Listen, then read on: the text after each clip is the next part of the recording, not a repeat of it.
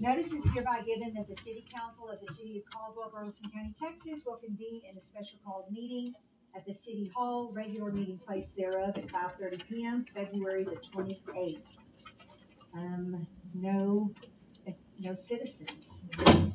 Okay, first item for discussion. Discussion and possible action on resolution number 02-23A, selecting an administration project delivery service provider to complete an application and project implementation for the CDBG MIT MOD funding administered by the Texas General Land Office.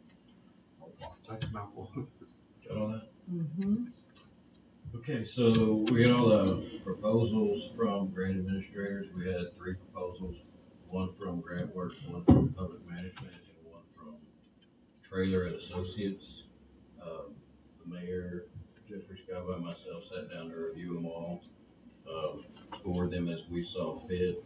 With the request for proposals, there's actually a cost mechanism that you can grade off of. So, given our history and the work that we've seen Grant Works do and the cost proposal they put out, staff is recommending, our whole committee that we put together, because the mayor was on it, and recommending we go with Grant Works.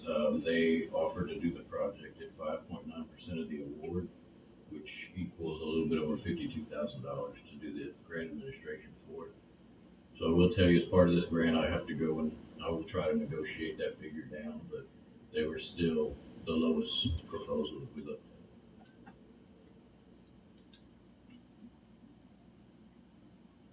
Any discussion, guys?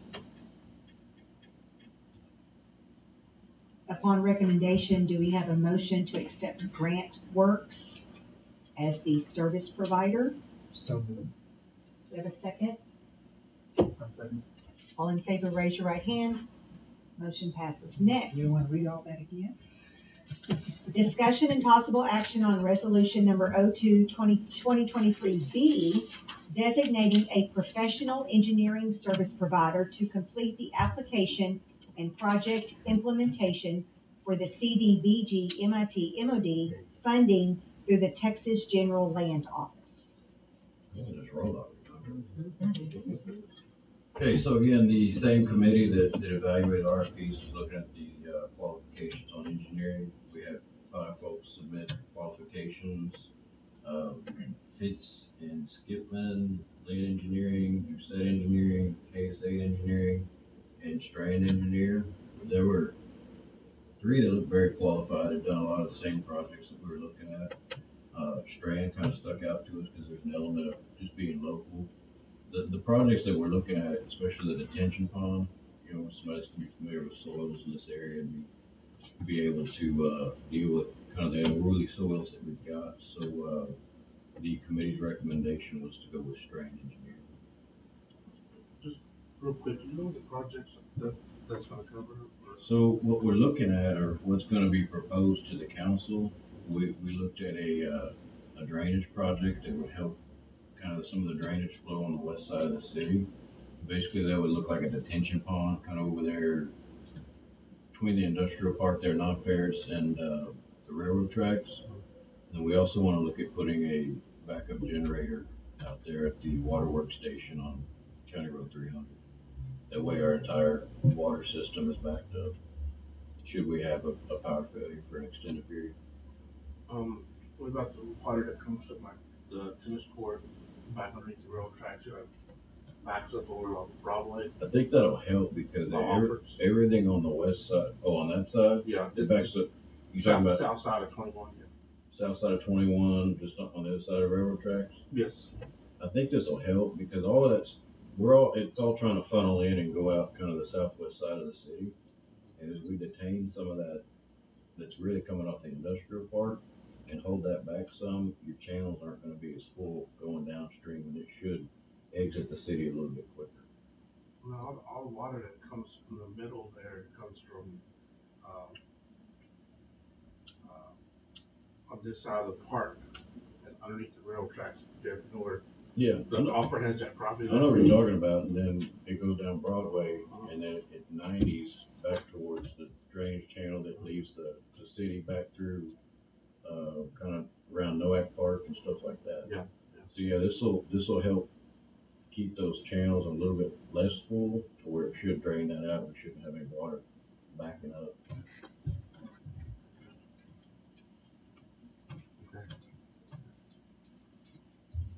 Any other questions, discussion? Right now we're just talking about the engineering on it. I mean, we can discuss the projects in fuller detail at a later date.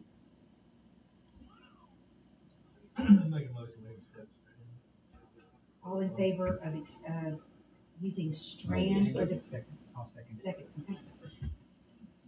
Okay. All in favor, raise your right hand. Motion passes.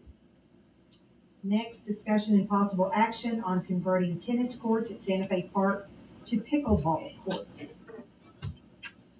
Let's turn it off. It's probably the cell phones. Yes.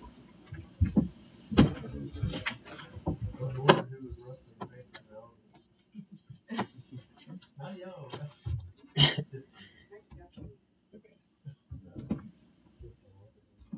On we talked about this. I think I brought this up before, right? I talked to a member of our community that brought about the idea of converting some of our tennis courts over at Santa Fe Park into pickleball courts because it is kind of a big up and coming game. I see a lot of kids play it. Young life kids are out there, and just other people. I take my daughter to practice at College Station, and their tennis courts are just flooded with people playing pickleball. So we finally got somebody to call us back and actually come look at our tennis courts and look at converting them. We went through like I think 2 or 3 different folks that did this, and this was the only quote we got. So to explain this, well, as it says, the proposal would convert. We have 3 tennis courts currently. Proposal would convert 2 of those tennis courts into 8 pickleball courts, and then we'd still have 1 court remaining to play regular tennis on. So that proposal came in at $28,300. So I wanted to get some input. I mean, we can shift some of our capital projects around and cover this if that's what the council desires, or just get some input from y'all. Do we just want to convert 1 court into, I don't know that we get 4 pickleball courts because I think they're going to use that. There's about 5 feet in between. I did a bunch of measurements and stuff trying to figure out how they were doing this. But they're going to utilize that 5 foot in between to be able to put 4 on each court. So, we could always look at, I can get another quote that would just do, hey, we convert 1 court into 2 pickleball courts, or you got the 8 over the 2 courts. Is there any way, like on a gym floor, you can play basketball and volleyball? There's marquees that signify one or the other sport. Is there a way that with a pickleball that you could possibly do the same thing? Only if we did like temporary nets. So if you look at this proposal here, they're gonna cut into the concrete and dig out and put basically the post to hold the nets.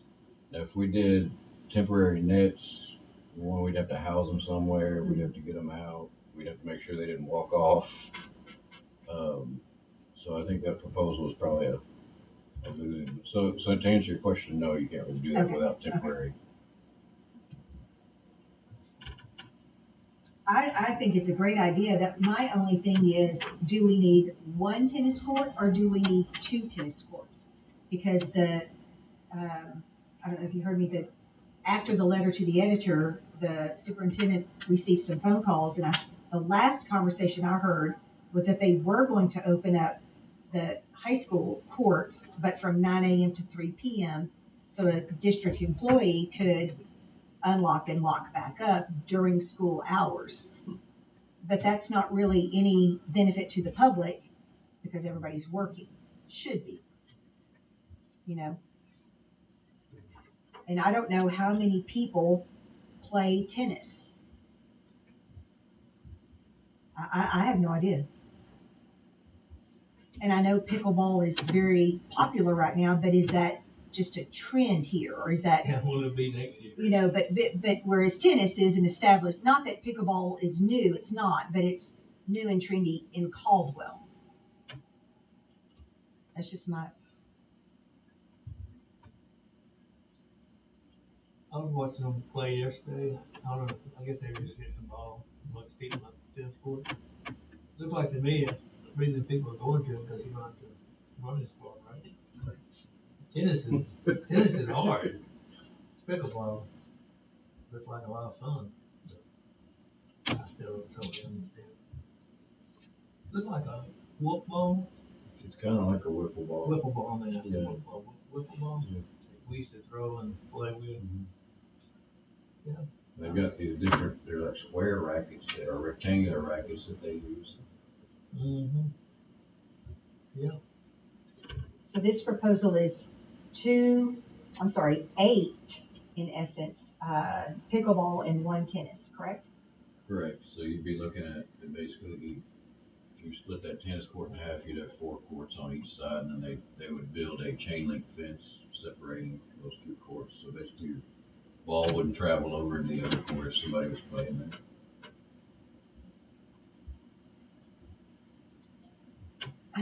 Jesse, Lee, Kevin, any comments, opinions? Never played it. I don't think I've seen it played. So Yeah. I think this is a good faith, another something we're doing for our community, where money's not going into city hall. I think we need to do it. I just I'm happy to explore just converting 1 court. Well, that's what I was gonna ask. Maybe we should try one, and is it gonna be that much harder to do an upset later, or? I would vote for one court, but not 2. if we had like an Two overwhelming. tennis, one pickleball. You Well, know, see, they can use the tennis courts to play pickleball, because that's what they're doing now, so. Yeah. It's not like they can't use it. play it at all, right? But it's not official. It's not official, right? Yeah. But people were having fun, whatever they're doing. Right. Yeah. But we if had we a lot of could, people ask about it. We had one person come in and ask, and they were telling me all about the kind of association or group that they have in Bryan College Station. There's another one in Brenham, and they'd love to host competitions or at least have people start to learn the game here. Mm-hmm. We've had the Caldwell Adult Recreation folks that have also, he worked with them, and now they're requesting, pickleball courts. so do you think we could get 4 pickleball courts and still 2 tennis courts? I could certainly ask. And I'm okay with even if we have to redo, I mean, because it sounds like they're already gonna be doing surfacing is, Yeah. can we move the tennis courts over a little bit, maybe get 4 or 5 pickleball, I mean, reconfigure the whole, since we're already gonna do it I know anyway. there's at least 8 feet from the chain link fence to tennis Right. court start. I mean, I don't know how close. Well, that's the thing, I think they were gonna use that 8 feet all the way over, Okay. I got on Google Earth and I was measuring this out, and I think the width of a pickleball court is something like 20 feet or something. Yeah, I forget what it is, but it was just gonna fit in that section. So I'll do some more investigation. Y'all want me to bring it back to y'all, or you just wanna give me a? Does pickleball, do you have to have a fence so your ball doesn't escape? No. What about the other half of the fitness court? I think I would look at having, more of a fence.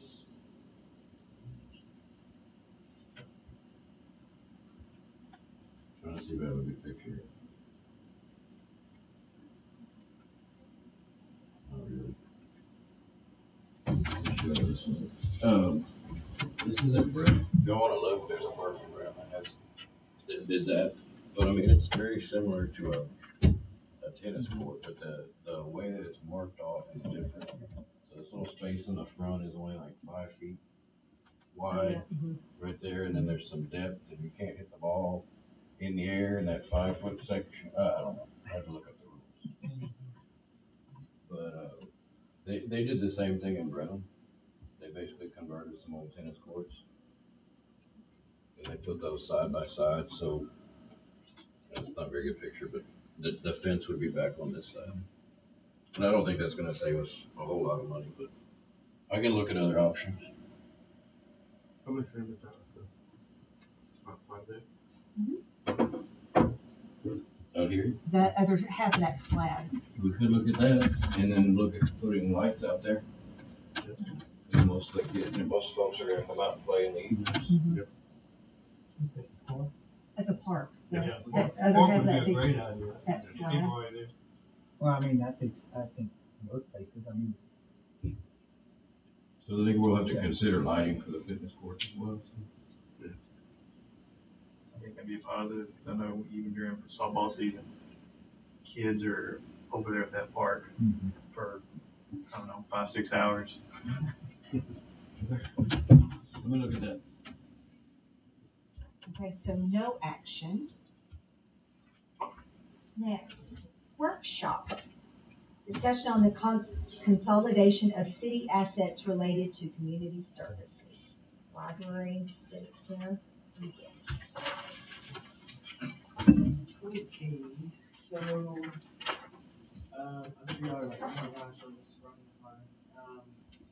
these lines. We have talked about this in a few past meetings, but we're getting to a point where staff is really constrained on what we can do now. So what y'all had in y'all's packet was the plan, the Partners Library Action Network. They came out and did a site assessment, looked at all three of the facilities and gave a recommendation. And then they also looked at the chamber building, including the library and the civic center. But that was kind of one piece where we wanted an outsider's perspective to see what somebody who is working and working with other libraries across the state to see what their recommendation would be. And then the second piece is kind of our analysis to show you what we're currently seeing as far as the programming that are happening in the library and at the civic center and kind of what the status is of all of that. So I'm going to cover it briefly, but I more so want us to be able to discuss everything and whatever questions I might have so we can get everything open. Basically, what we're looking for from y'all tonight is not a decision. This is just a discussion topic so that we can understand what y'all's thoughts are and understand what direction we need to move forward as far as pulling together budget numbers and looking at do we make improvements on this, one facility or both facilities or all three or kind of what exactly y'all are looking at. So, if you look in that just overview of the report from the plan, basically they looked at all of the facilities and recommended to move the library into the civic center space, but creating it as a kind of flexible, multi-purpose use of the building. So when we get into the presentation, if you have any questions, just ask me while we're going through it. Basically, we're looking at city asset consolidation because we do have multiple buildings that we're spread across with limited staffing. So we'll look at the overview and use proposal for the civic center and library facilities and kind of the next steps and where we need to go. So the current community services, you might just turn those on. The button on the back. Well, let's see.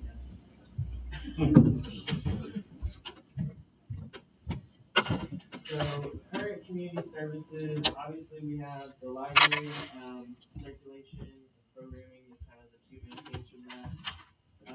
We have community programs and then civic center bookings. So the FTEs, that's full-time employees. So currently we have 4. We are in the process of hiring our 5th employee, which will help with our weekends and evening programs. So that will help alleviate some of the strain that we have. But we are constricted on what we can do to grow the programs anymore. We're kind of at a point where it's like we got to stop and either evaluate our facilities and how we're going to make better use of them and our staffing on how we can expand the programs because we don't have enough staffing to cover all the hours of the day that programs are being offered. So these are the types of programs that we have. The ones in yellow are the ones that happen at the library. The rest are at the Civic Center. So as you can see, just from looking at the list, the majority of the programs we've had to move to the Civic Center because of the increase in attendance, which is great because now we're, offering more and providing more programming to more people in the community, and they're, talking to each other and expanding on the things that they want to see happen. But that makes it more difficult for us as a staff to, coordinate schedules and make sure that we have coverage at both facilities.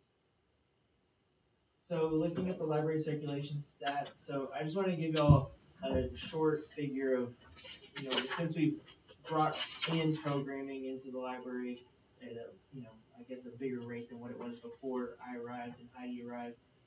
These are kind of the big numbers to look at. So from fiscal year 21 to 22, the number of patrons that we serviced was 12,000, and then circulation materials was 7,645. Revenue collected 5,000, and then budgeted expenses. So this is what we budgeted, not the actual, was 235,000. So then looking at this year in the 4 or 5 months that we're at now, we've serviced 3,800 patrons, circulated 3,000 materials, revenue collected is 1,200. We've budgeted 289,000. So just in the short couple months, we're already kind of meeting those benchmarks from that previous year, from the library's perspective. Program stats. So in the last fiscal year, when we kind of first started increasing the programming, we had 42 sessions at the library, and then attendance was 192, with 85 of those being virtual, and that's due to the GED classes that were being offered through Fill-In online. Now we've brought GED classes through Region 6 in person, so now our attendance in person has gone up, and that's now at the Civic Center. So that number, is going to be changed. But looking at October to February of this year, we already have 54 sessions and 218 in attendance. So that's already increased substantially from the previous year in just 4 months. And then looking at the Civic Center booking stats, so number of visitors, so this is including the programming that's going into the Civic Center. Last year we had 8,000 people. Number of bookings, not including the programs, was 402. Revenue collected was 27,000, which is more or less around where we were prior to COVID, as far as our annual revenue collected, just from rentals. And then the budgeted expenses was 97,900. For this current 4-month period, we had 5,000 visitors. Number of bookings, not including programs, was only 19. And then revenue collected 6,000. Now that's probably because we increased the fees, so now we're collecting a little more revenue with less bookings. And then the budget expenses has increased a little bit to 112,000. So going on to the library program stats that are the programs being held at the Civic Center. This is kind of the big kicker on where we're at. October, September last year, 32 sessions, 98 in attendance, and in the past 4 months, we've had 139 sessions and 2,000 in attendance. So substantial increase in the amount of people that are now participating in the program. So as we go into the proposal, we got library, community programs, and civic center. So I just wanted to cover like pros and cons of the different options that we have, because obviously there's tons of variations that we can look at. So the pros that we were looking at is obviously we can keep the name because the name is associated with the collection and not the building. So the Cherokee Woods Memorial Library can move wherever we wanted to. We can improve programs by running them out of the Civic Center with 5 full-time employees in 1 space. Potential increase of operations to weekends, and we'll still do the Monday through Friday 8 to 8. And then provide more capacity for programming and workforce development programs. So A big thing that the Economic Development Corporation is looking at is how can we improve the workforce and, provide programming that's specifically related to job skills training or encouraging people to learn about different jobs to see what exactly is a good fit for them. And so workforce development is kind of the piece that always gets left behind with economic development, or it's a second thought. It's not the first thought. And so I think it's a great way for us to partner with the EDC to incorporate programs through the library that we're already offering, but expand those to not just the city, but also the county. And so if we do have a way to increase the programming that we can offer by making some changes and adjustments, then that could be another benefit for us. Reduce stress and staff safety between moving between the two facilities, and then reduce the annual expenditures on maintenance of both facilities, and then provide one central location for patrons and community members to go to. So it creates that one-stop shop for community resources. Obviously, the Civic Center is a large space compared to what we have with the library, and part of that report from the Plan Network recommended to weed the collection. So we have a lot of circulation that's not, or a lot of books and materials in circulation that aren't being circulated.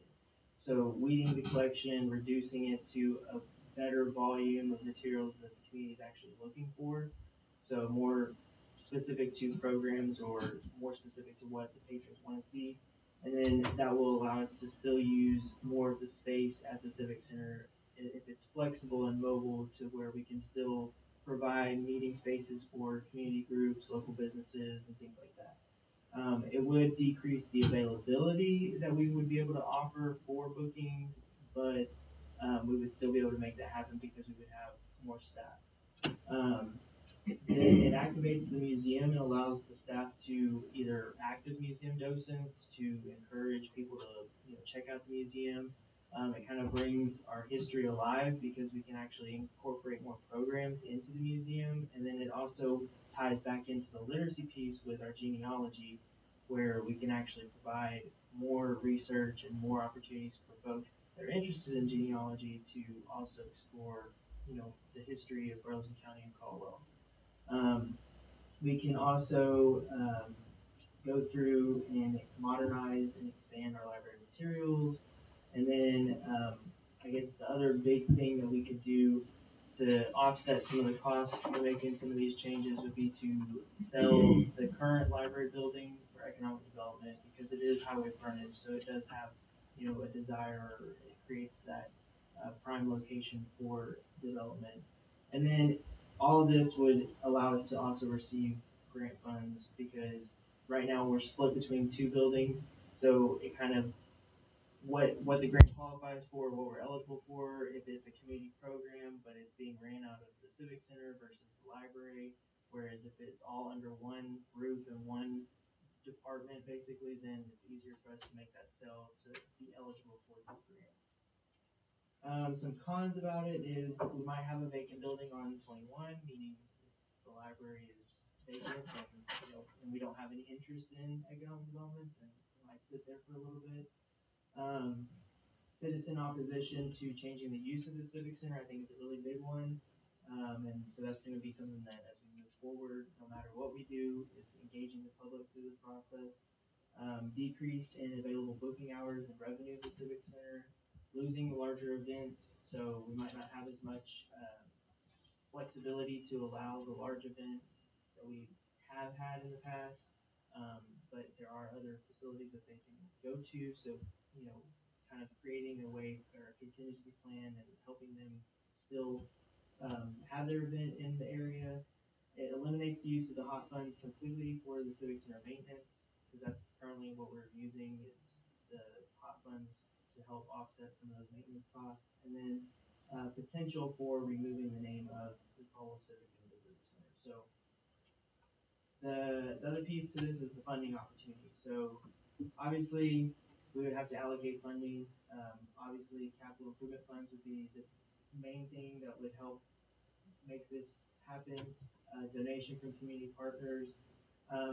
One thing that we have explored is the Talker Foundation grant, and that is between $50,000 and $100,000 towards like shelving and furniture. So they would come in and kind of look at the space and then come up with a plan and give us recommendations on how to make it flexible and how to utilize the space for the best capacity, to meet the needs. And then there's an LCRA Community Services Grant, which is up to $25,000, and then there's other library and community service grants that we can also look into. And so then the next steps is obviously public hearing, getting the public's input on this, council action, and then looking into the budget and I guess the roadmap forward. How are we going to proceed with this? So these are just really ballpark estimates from prior conversations that we've had with Talker Foundation. And when they came in 2021 and gave us kind of a concept plan of what it could look like, these were the rough budget estimates that they gave for remodeling, new shelving, and then kind of the moving costs. And from there, design, model, plan to move. And there's different ways that we can look at it. It can be in stages or phases. It doesn't have to necessarily be all at once. So from there, we can have discussion. I have other items that we can look at if y'all want to look at other information, details. Yes. What questions? So the rollout shelving in your reading areas, where you would have your kids read in these programs, would that be on the cement floor, not the carpeted side? Would that be on the main floor of the Civic Center? So one recommendation from the Target Foundation folks was to redo the flooring completely and have it to where it has like kind of concrete area for like walkway, but then create more of like these smaller areas to do reading and put carpet down to also help with soundproofing in the large room. So there's different ways that you can do it, but yes, I think it would probably take place on the carpet. Okay, that was a question. So number two, so it said, possibly still have a space for Rotary Club meetings and that kind of stuff. So again, if everything is revamped, you would still save that space for meetings and you would have areas for that. Yeah, so the library, reducing the volume of the collection that we have, it would actually fit in that big room.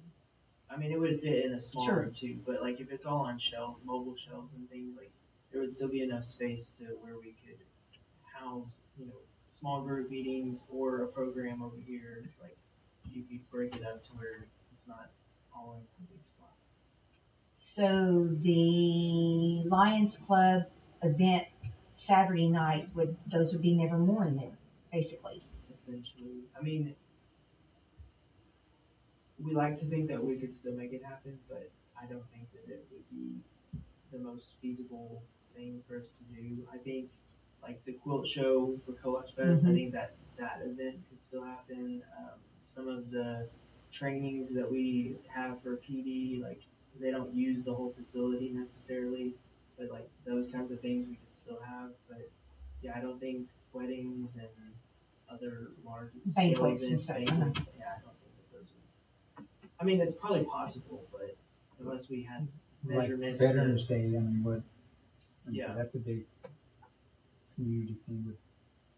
Could you see us fitting that in? I mean, is there a way to keep the stage, I guess, and the lighting, or if we wanted to do the plays that I know the community used to put on plays. And so is there a way to design shelving that you can push it like all the way to the back wall and put up a nice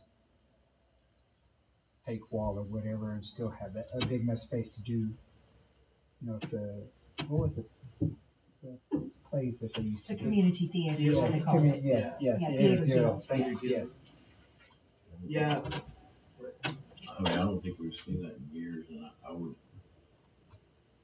this is me, just my opinion, I would say no, we wouldn't. I know we're losing some flexibility out of that space, but I think we're gaining a whole lot more.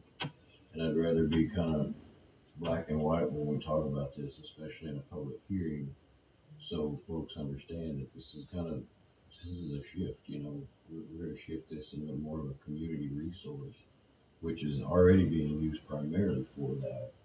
These one-off things, I don't think they benefit as much as the programs are. I think the programs are changing people's lives.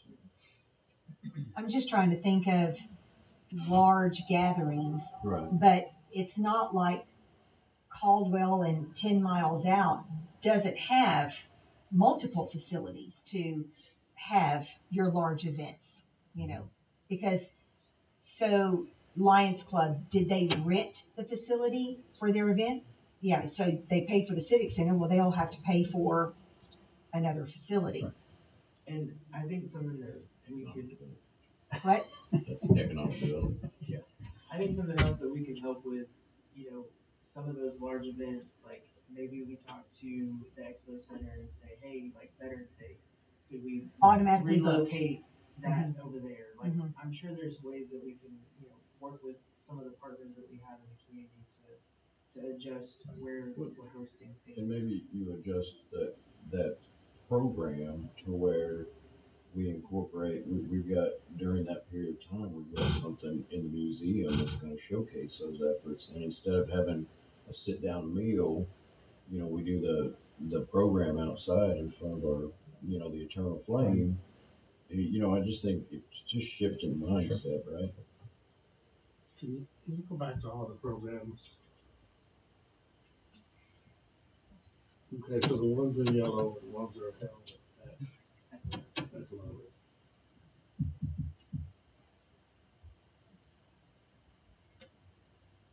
And all the other ones are held at the city center.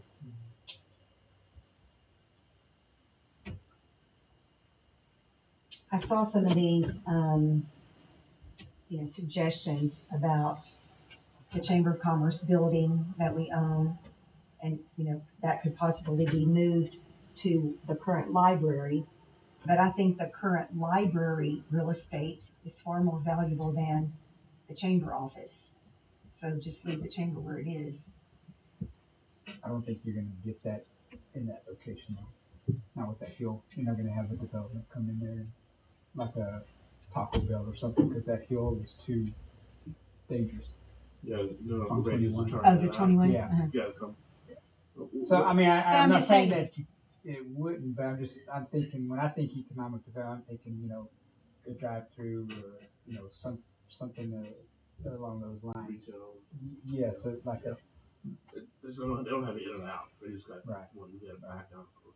But the library. Let's talk about the library right now. What's going on with it? So, I guess the biggest thing that we are facing is foundation issues, and a lot of that is from those two large oak trees that are right there, maybe three. But they've created this void underneath the old building. And in 2010, when the renovations were done, they didn't reinforce the old foundation, they just left it and tied the other building, the new piece on. And so we've gotten some quotes, and so it ranges from $10,000 for us to just fill the void with foam, or $50,000 to completely reinforce the perimeter and add new support piers underneath the foundation. And it's a matter of, do we spend the money and make a larger investment in the building, but also have more cost and maintenance on that facility and the Civic Center. So, I think the other thing to bring up is that we have had a person fall and had to go through that whole process, because it is unstable where the two buildings are meeting. We have carpet and plastic kind of covering all of that now to help where the carpet, because the carpet is in square pieces, and so they were kind of peeling up from the adhesive, not sticking anymore. So we did cover that with some plastic, and then there's a mat over that. So we've tried to mitigate it for now, but I mean, it is a concern not only for staff but also for the public. And then some other things is actual HVAC units. So there's one unit on the old building that will need to be replaced, and then the other 2 or 3 units, I mean, they'll need to be replaced within the next 5 to 7 years for sure. So those are kind of like, I guess, more of the immediate costs that we need to look at. And then the other issue that we're facing with just in general is space. And so we don't have enough space to actually host programs in the library. We don't have enough parking either. And so when we started looking at the programs, a reason most of those programs have moved to the Civic Center is because there's too many people attending them. And it's sad because, you know, you want the programs to relate back to literacy, you want the books there so the kids can check out a book after the program. But if they have to go to the Civic Center, chances of them going back to the library are slim. So that's kind of the main thing that we are facing at the current location. Well, now, if there's a problem at the library, we need to fix it. You know, if somebody fell and, you know, we had to build an insurance claim, sure. So that needs to be fixed. Number two, you know, when the programs are held, like the reading and the story time, you know, we went to the Civic Center with our kids. And I remember, I think it was Miss Daniels and Vanessa would read to them. Different teachers and different people in the community would come out and read. I didn't think that was really a problem myself. I mean, we actually enjoyed it. There was a group of people and everybody got together. By doing that, I think you lose the potential of large events at the Civic Center, because I think people will go off the assumption that, well, we're not gonna even attempt a call because we know it's now a library, you know. So you lose that. There's no telling what the future will bring as far as, you know, more possibly stuff coming to that. But when this is called, we know a lot of things shift around the area. Anchor Foundation's probably done more in Caldwell than they did my dad's house. You know, they did one of my rental properties. But long story short is they're the ones that 90% of people in the area use. You know, for probably say, you know, I would say probably less than $1,000 to probably get back into shape. You know, roughly.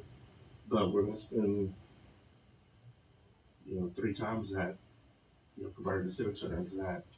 And at this time, I don't think that's really, you know, a good idea. Just for, you know, you know, we got a lot of major projects, so we don't want to stop progress. You know, we don't want to do that. But, you know, could some of the other things be combined? You know, I'm just looking at the list. I mean, I don't know, just kind of have some mixed feelings about, you know, it's hard to. But I think if we do have some problems out there, we do need to fix it regardless, because it's not going to happen overnight. What we do, you know, something that if you do try to go on the market with the building, you know, there's a big X. You have foundation problems, and you're not really going to get anything for that at that point. You know, it brings value down. So, but once these companies usually come in and do structural, I mean, they're pretty good today. Years ago, they had more different things they do, and a lot of them give lifetime warranties with it, among the building. So,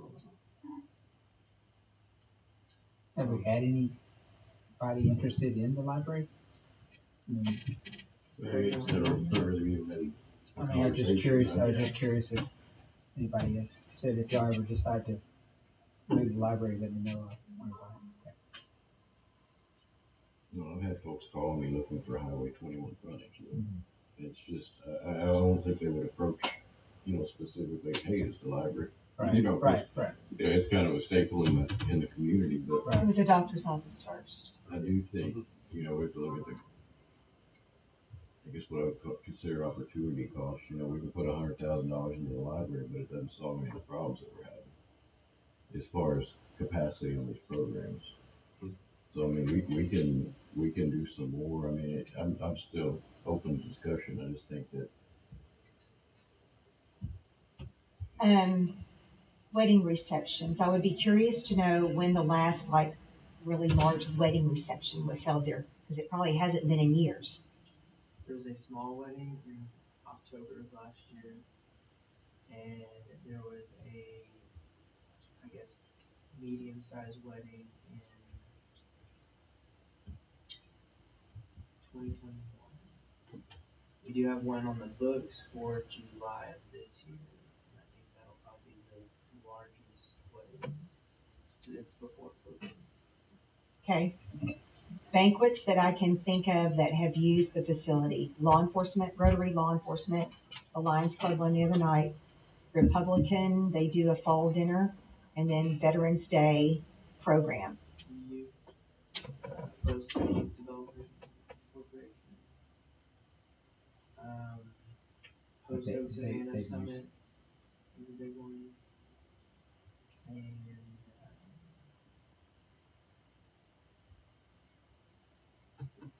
that's probably the major one.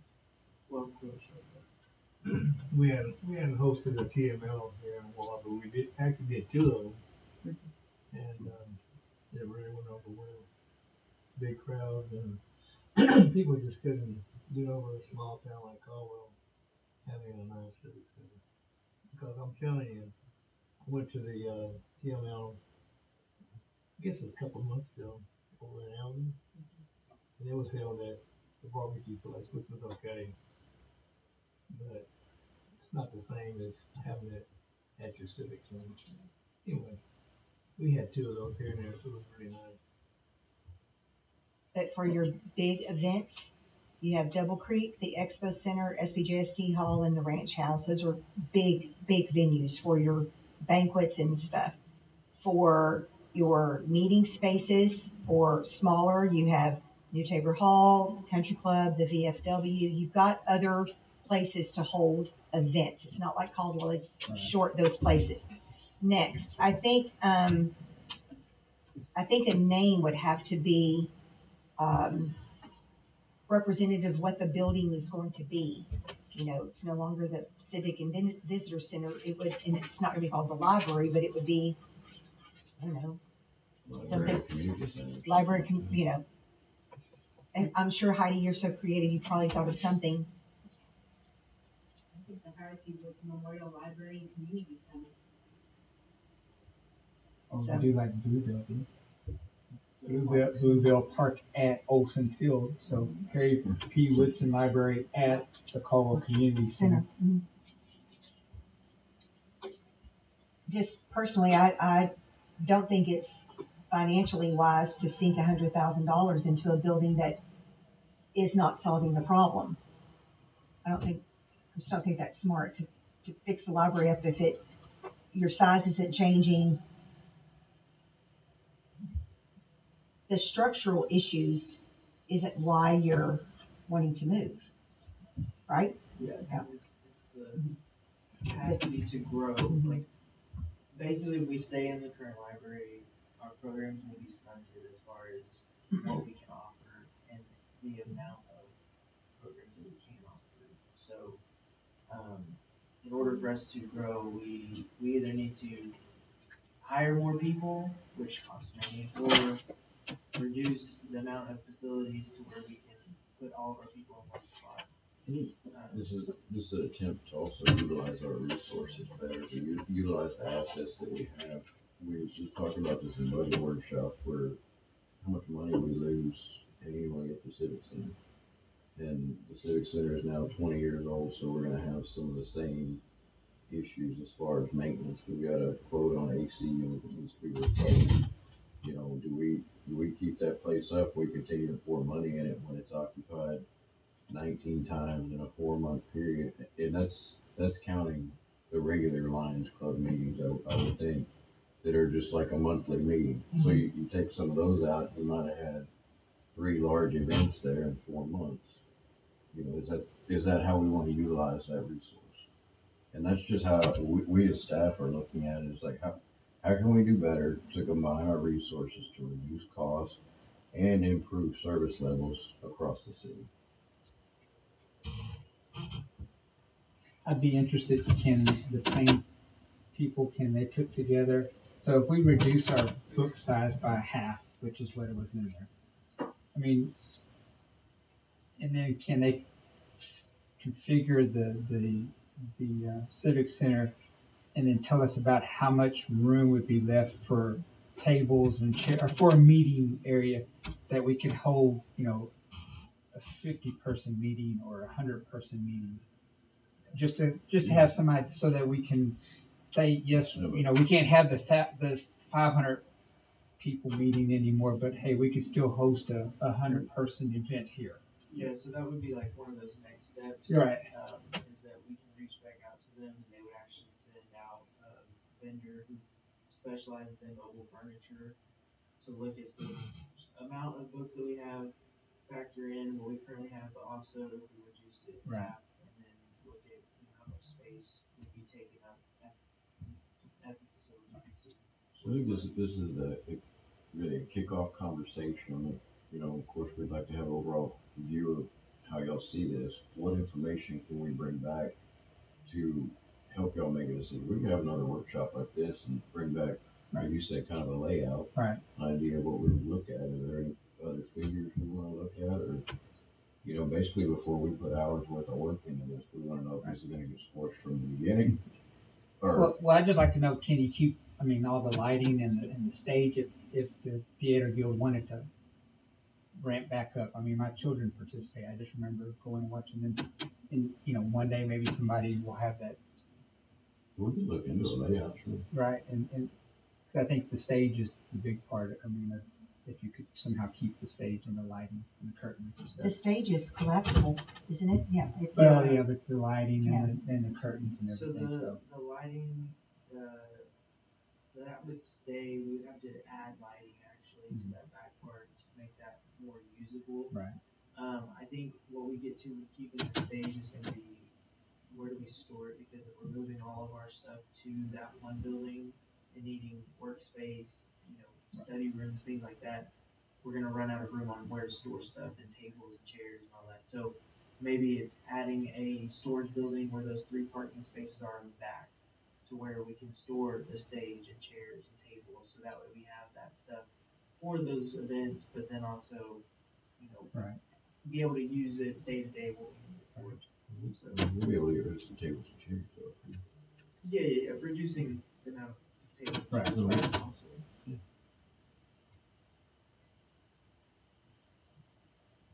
And the GED stuff, that, I know that's in the Civic Center now. Can that be moved where the chamber is? Is there enough room to set up classroom there? So we explored that. We would have to renovate that building, and it would have to be ADA compliant to meet BBCOG guidelines. Because Region 6 and our partnership is through BBCOG, all of the facilities that they offer programs in have to meet ADA standards, and that building does not meet ADA standards. Plus, if we wanted to have any kind of technology in there, the wiring would need to be upgraded. So there's quite a lot of renovations that would have to be made before we could just say, put them in there. But I think there'd be some help through the COG and through Region 6 for that, though, wouldn't there? To an extent, yes. A lot of these programs, like GE in person, ESL in person, computer skills, all these are school related. You know, who's actually doing the facilitating or teaching and all that stuff? Region 6, they hire contractors basically to teach all of those classes. So BDCOG hired the contractor Region 6, and then Region 6 has their own employees that actually come to our facilities to teach those classes. That's the one program that we actually don't have a staff person there all the time. Those teachers come in the evening, and so we explain to them now, like, they can use the back door, they can shut off the lights, they lock the front doors before, once their students get in there, so that way we don't necessarily have to worry about having a staff person there, because that was kind of a constraint that we were already facing, as far as scheduling goes, but that's what those are being done. Have we approached the schools about participation?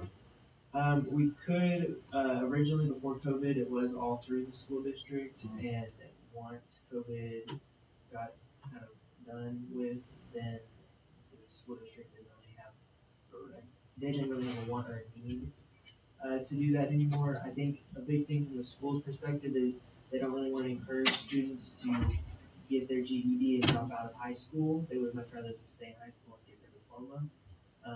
And so by us offering the GED services, most of the people that we're servicing are actually adults. Same thing with ESL. All of the people that have signed up for ESL are all adults. Yes, they're education related, but they're providing services to meet the needs of adults in the community, not just the students. If a kid leaves Caldwell High School and they sign, if they withdraw to GED, that's labeled, the state labels them as a dropout. And so that's why Caldwell High School implemented the ACE program. And it's for, say you've got a teen mom who doesn't have daycare for her kid during the day. Well, she can come to school from 4 to 8. We have classes from 4 to 8. And you can graduate through that program, through Caldwell High School. But GED is considered a dropout in the state of Texas. That's what you withdraw to. And funny you brought up ACE program. Heidi actually just met with the superintendent, and he wants us to explore how we could utilize our facilities to provide a space for ACE program students to do their classwork.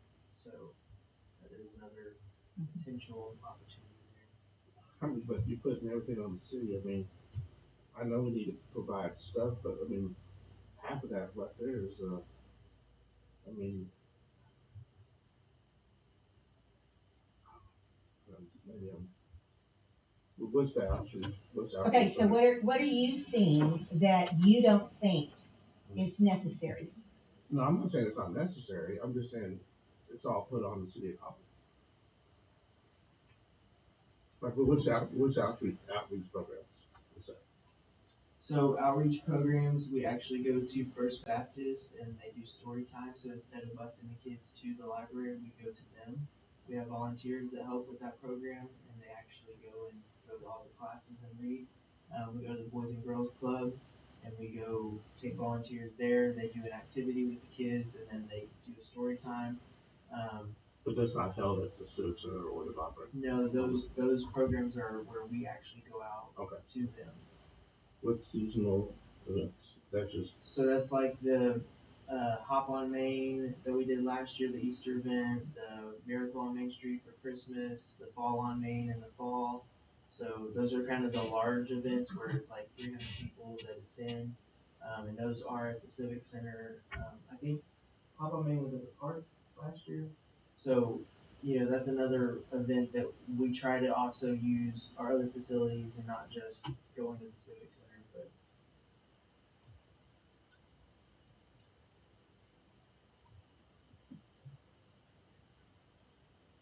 Jesse, you said that's all on the city. These things right here, they've been happening for well over a year, 2 years, probably 3 years. Those things have that is not something that is just now being introduced or just was recently introduced. Those things have been happening. Hence, the reason they want to move is because what Heidi has done and Forrest, they've grown these things so much, which is to me what you want in a community. You want to grow these programs. I think a lot of the services and the programs that the school district provides is not related to this. So we're trying to find the voids and the gaps in the community and try to meet the needs that aren't being met. And so instead of trying to duplicate processes, we try to look at all of the opportunities that are in the area and say, okay, before we provide a program, who else might be providing that program before we do it so we don't duplicate the resources. So some of what we also do is connect people to other resources like Burleson Health Resource Center. We send people to them all the time, and they send people to us because it's all word of mouth and, connecting to different things. And so if there's not a program that we offer, it might be through the school district, or it might be an activity through the school district, or a different club or organization that's already existing. So, because there's tons of nonprofits in our community that do some of these other things that we don't have listed here. But we wouldn't duplicate those programs. We would look to, connect or partner with them on other things. So these are kind of things that aren't being provided until we started them.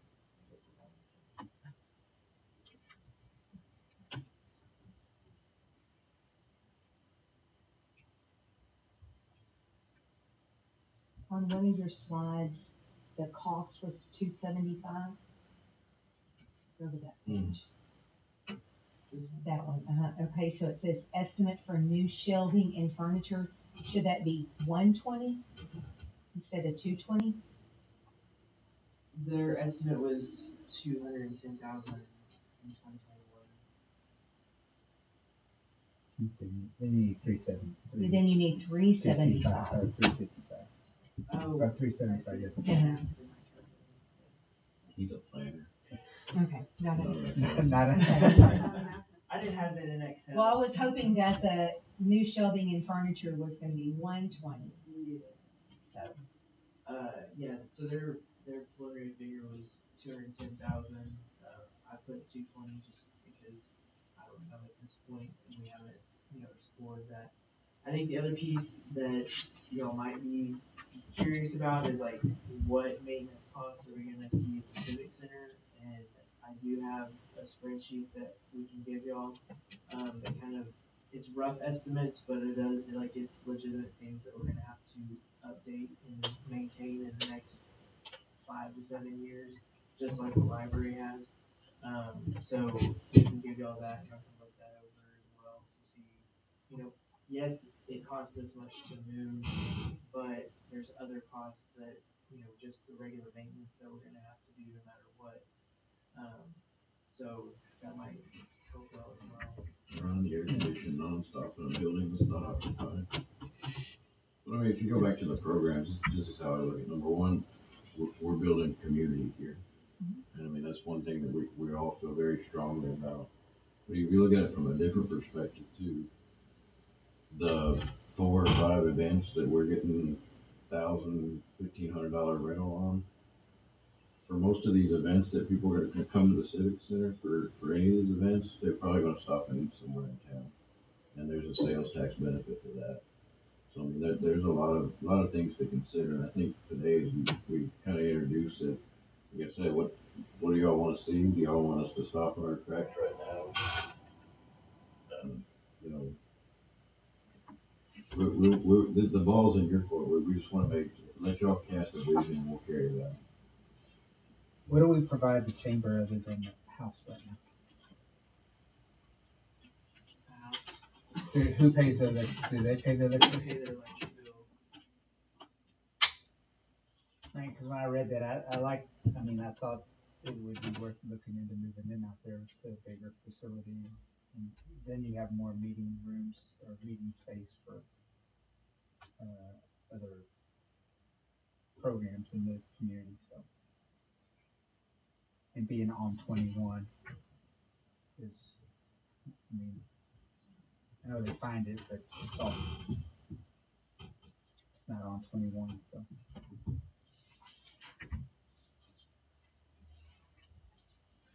But then so pretend you were to move the chamber to the library, and it needs $100,000 worth of work. Who's paying for that when they only give us $500 a month in rent? Oh, they didn't get nothing. The chamber gives the city nothing.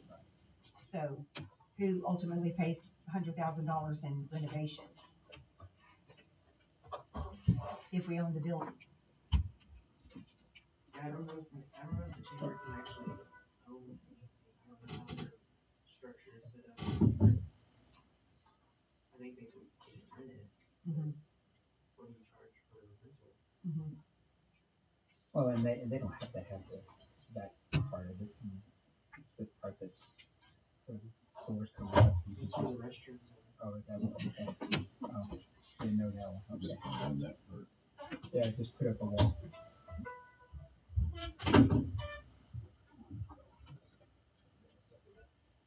Yes, Jeff. This is me just thinking out loud.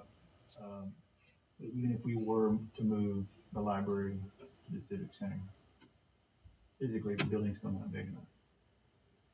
You know, we limit some of the larger types of rental opportunities. We're going to be losing potential income from that, and it still doesn't solve our problem.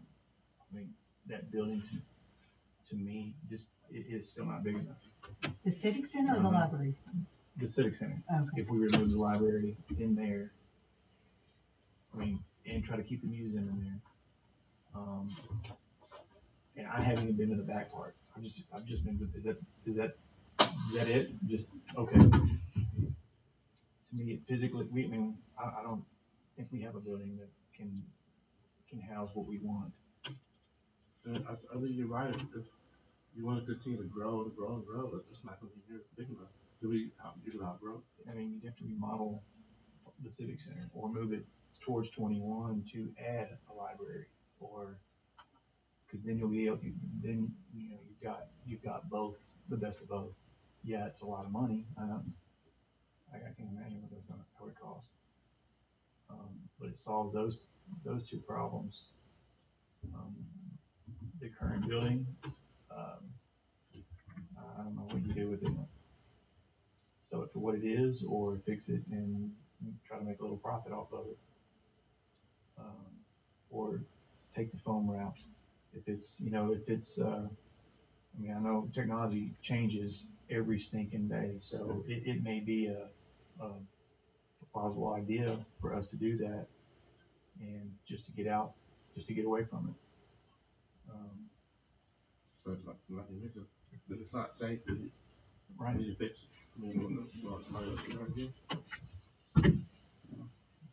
Cut your losses and sell it as is, and I think it would still probably bring premium since it's on 21.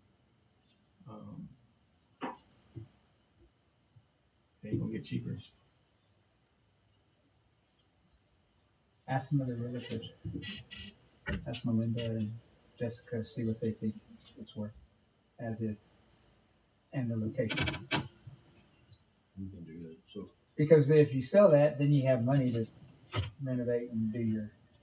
Who would you want? So Realtor, or would you want an appraiser or just, I mean, they'll be able to tell you based off of the location. Here's what you're gonna. I mean, you're not gonna get a drive-through fast food restaurant because of the hill. There's no way to get, safe reasons. I mean, just they should be able to tell you enough, and then if we decide we want more, we can always get an appraisal later. And then Heidi, do you kind of have like even a pencil drawing of a vision for? We got, architect plans and photos of what it could possibly be.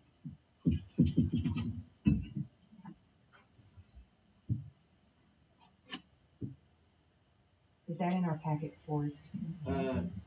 no, we can email this. I wanna see that. out, Yeah. I want to see that then. So this was part of the Talker grant, and we were looking preliminary at this and what we could do with the Talker grant funding. This is kind of what their recommendation was. Now obviously, this is more stationary, set in stone, not as mobile. That was kind of before we were looking at mobile options and how we could either do that at the current library or at the civic center, but, that was their initial drawing.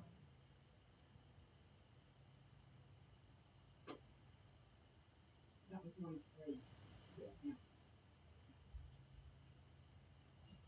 So we got a major stuff going on at College Station again. Calling everybody. Uh-oh. So we'll see y'all. I just. All right, thanks.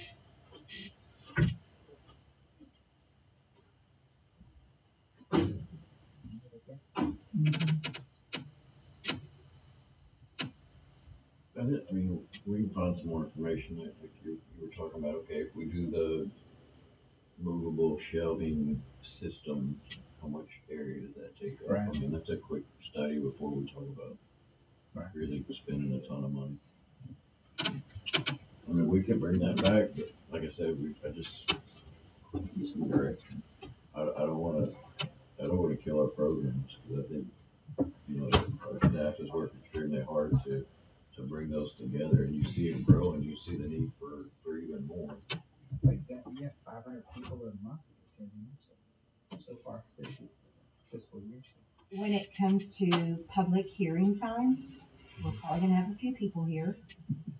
But then again, you never know. People care about dumb things. What we intend to do, though, I mean, and a lot of stuff, when word got out that we were thinking about doing this, everybody came with the museum. We can't mess with it. We plan to enhance that. Bringing more people into the facility is only going to do that better. We'll change out some of the collection, update it, actually rotate it to where, you're exposing kids and a whole new group of folks to this stuff. I look at it as positive. I like the weekend Well, times. I mean, that's the other piece that a lot of people have complained about since COVID, is that we're not open on the weekends. Well, we literally have, when we're closed, or when we don't have any events in the building, we have 3 to 5 people come in a day. So, for staff scheduling purposes, it doesn't make sense to have a staff on the weekends until we have more things going on there to bring people in.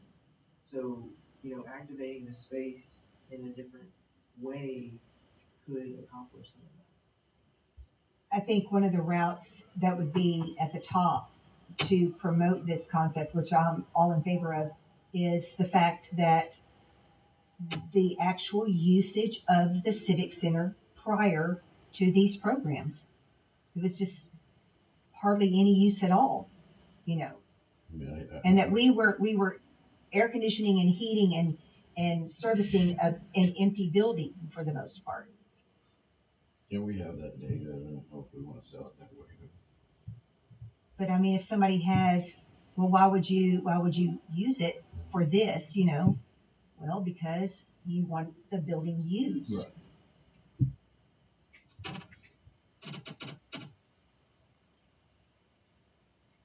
I think it would also, if it was in, all 3 of these were in the library, the museum, and civic center, you'd have a lot more foot traffic. You'd have people going from the library to the museum, or vice versa, or people coming in for uh, um, a wedding, or what's Caldwell about? You'd have that foot traffic going in there, and that's kind of what we want to promote. Mm-hmm. I mean, a lot of what we do in the library is make copies for people. We're like, as Heidi said, the Kinkos. Kinko's and Caldwell. Yeah. I mean, that's where our main revenue comes from, is from copy scanning, faxing, using our computers. I mean, a lot of the services is not just reading books. And so, when people come in, they might say, "Oh, I'm going to stop in for the center," but then they might say, "Oh, I need to get something printed or whatever." I mean, Is it and I just know up in the corner, is there a way to make it a 2-story? so when we talked to the architects who did this, we brought that up, and one of our staff members, who isn't here anymore, she had that idea.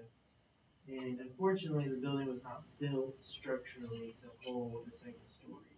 So it would be extra cost to make that something that it could be possible, but it's going to cost a lot of money.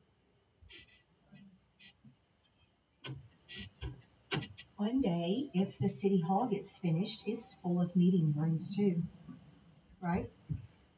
To hold your meetings, big meeting rooms. So I'd say, let's bring a concept to you, because I hear you're concerned about space, but I think if we're able to structure this the right way, it would still leave like those meeting rooms at D, E, and F, and the other ones on the other side to host some of your line, just the luncheons and stuff like that. And then, it also give us rooms. I'm thinking like in GED, we'd have some testing rooms where we'd be able to do a lot of stuff. It may really, I think if we bring a concept, we'll know how much it's going to limit the use of it, to whether it's just straight up library and community center, or if we can do some other things with it. But the thing is, we have to have a plan for all three buildings. As soon as you say Oh, we're moving yeah, the library, we'll work on that. I what we're think, gonna do there, that's why I like the chamber, and what are you gonna do with the house? I don't know that there's much that we can do with the house, so it may stay what it is unless we just take it down. Well, see, then there, I'm thinking, you call the Christian Care Store, you talk to the churches and see if there's a need for temporary housing because you don't have to have a kitchen. You have a bathroom and you have some bedrooms. I mean, just some way to include the churches and the Christian Care Center, you know, in the planning part of this, just to see if there's something we're missing. I mean, I know, some of the churches have safe houses. Just throwing it out there. Since it is a fairly usable building or house, I guess, because it is a house. So, anyway. So we want to discuss a little bit more in another workshop, let us put together kind of a concept, or does it, we can check with a couple of realtors, see, just get an idea of what they would think is even the usability Right. or convertibility of the library. And then, Because is Dergosh building across the street? Mhm. So, I mean, you have essentially two buildings there. Is there, I don't know what Dr. Dergosh is going to do with this existing building, but is there, is there a footprint now for somebody to buy those two buildings together?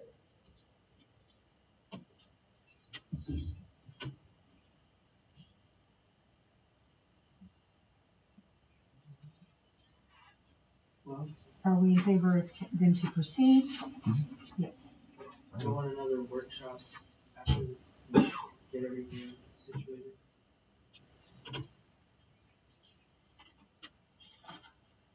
All right. So next week? That's all that I can do. Heidi can, I know. Next, administration elected officials report. Have anything additional? we are working hard since we passed the resolution last week. We caught effort into the high gear. Pretty much been in meetings since then, trying to kick that off, trying to pull everything together. And like I said, last meeting is going to be an exit from one and into another. So time constraints on a new substation are certainly something we have to be concerned with. So we're moving as quick as we can to actually get everything put together for a filing at Public Utility Commission. It's consuming a lot of my time. Melissa? Lee? None. Kevin? Well, I mean, are y'all receiving all the emails? Okay, I know yes. You're gonna but we received one from Penny Rago. From Austin? Yes. About That money? yes. Okay, I don't know if anybody. I responded to her. Okay. So, the emails, have you read them? From I'm at home today. Mr. Perez? He's got a counter offer now on the So, I did call Charles Burns, and it was because I actually met this gentleman last Friday at the Coffee with Cops. But at the time that he introduced himself to me, I didn't know that I was going to be receiving all of these bizarre emails.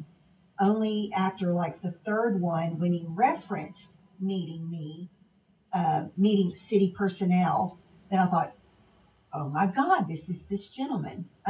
Anyway, I just felt like he's in no way threatening or anything.